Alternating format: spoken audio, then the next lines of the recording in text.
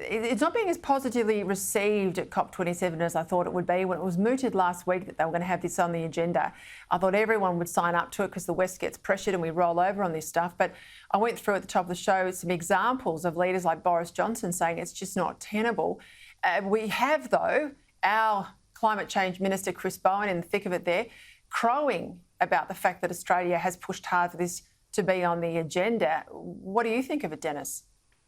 Oh, well, look, I think that it is it's almost absurd to suggest that one part of the world should pay another part because of global climate change.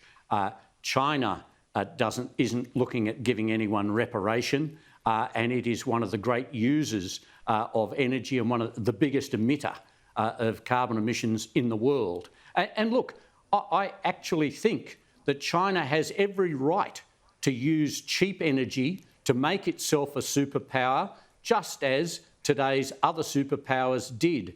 And I think nations like India and Indonesia and African countries also have the same right to use cheap, reliable power, even if it does have emissions. We can't, the first world can't dictate to the third world and say, oh, you can't use these power sources, you have to use these unreliable, expensive sources.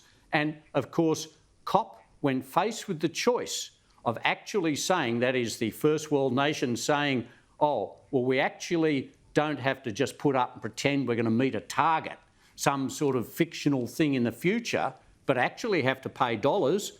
That's what changed their mind, Peter, when it came to real dollars and a real cost. And Boris Johnson said it wasn't tenable for the UK to actually fork out the money. This is the difference between putting up a false, illusory target which makes you feel good and actually paying for what's happening. That is a lot of lessons there for the domestic political environment too, once people start getting those big power bills. I think there's the support for climate change action will be moderated by people saying, I want to see the transition plan, I want it to be sensible, I want it to be affordable. Dennis, look forward to seeing you next week. We'll get a wrap then after all these meetings in summit season. Thank you.